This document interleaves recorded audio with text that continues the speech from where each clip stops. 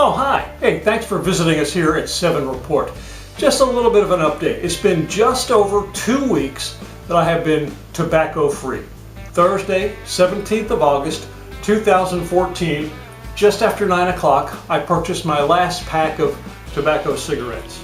I kept the receipt from that last pack of analog or traditional tobacco cigarettes that I purchased. You see that I've written on there, last pack? The question mark was just in case, but so far, no just in case needed. So you can see I bought this package the same day that I bought my EVOD 2. And if you want to go ahead and count them, 13 analog cancer sticks still in there. I smoked 7 of them between 9 o'clock in the morning and about 7 o'clock in the evening when I purchased the EVOD 2. Haven't had one since. Or the desire to have a tobacco cigarette since. So in my vast experience here of 2 weeks with the EVOD and vaping in general, now earlier I had tried the blue electronic cigarettes, just weren't working for me. So I count my vaping history starting on Thursday, August the 14th. A couple of things I've noticed about the world of vaping that maybe were a little surprising and maybe will help you as you're considering starting this journey of vaping. First of all, the hardest thing for me with vaping was knowing when to quit. Because with a traditional tobacco cigarette, you smoke it until it's gone. And then you throw it away and you're done until you need another one. Well, you can't smoke a whole tank in one sitting. Usually, I don't know, I never have. I maybe fill my tank back up once and a half times a day. So, just deciding when enough was enough took a little getting used to. But you know what? I don't need some tobacco company telling me when I've smoked enough by the certain length of the cigarette.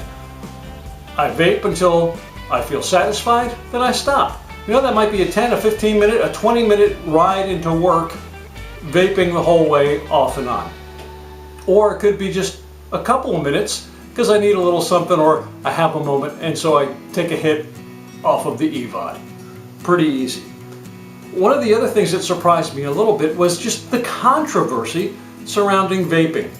In this last week or so, a couple of organizations have come out really negatively about vaping. Most notably was WHO, the World Health Organization, who want to ban it all over the place. So they don't want people doing it in public. They don't want people doing it inside. They want to ban flavors because they think it's going to get the kids and get people starting smoking again.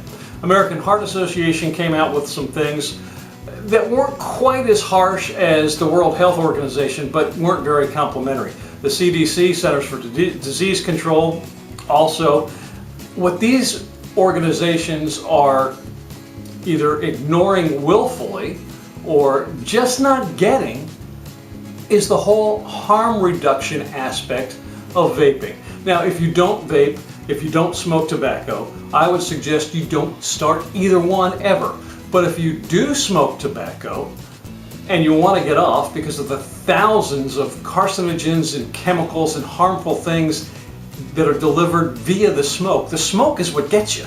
It's not the nicotine, it's the smoke. Then I would suggest trying vaping. It's a wonderful way to get off of tobacco. Now, I'm not a scientist, I've not done research, but for me, for my wife, for my sister, for dozens of people I run into in vape shops, they all say the same thing. Since I've vaped, I don't smoke. And the smoke, again, is the thing that is going to hurt you.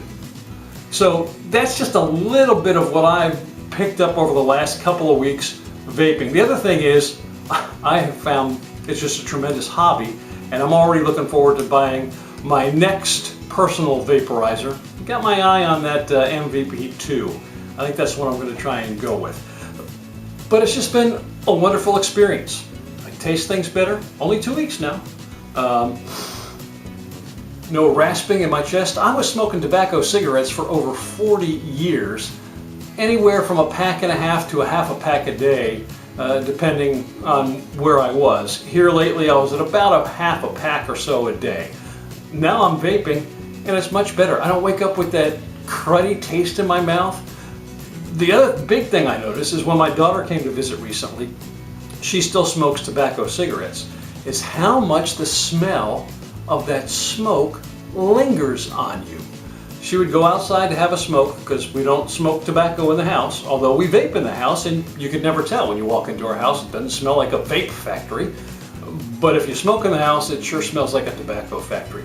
And when she would come back in from smoking, 10, 15 feet away, oh, you just had a tobacco cigarette, didn't you? The smell just clings to you, and it is rather objectionable. And I apologize to all the people I subjected to my smell of clinging tobacco over the last 40 years.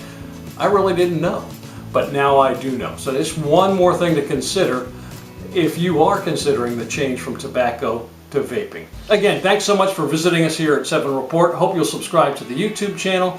Come back and visit the website, 7report.com, as often as you can. We're going to do some reviews, occasionally some news and commentary, and more stories like this, and hopefully stories like this from people just like you. You can leave a comment in the comments section below, either on the YouTube channel or on the website. Maybe tell us your story, and leave a contact number or email address so that if your story is something that we want to learn more about, we can contact you as well.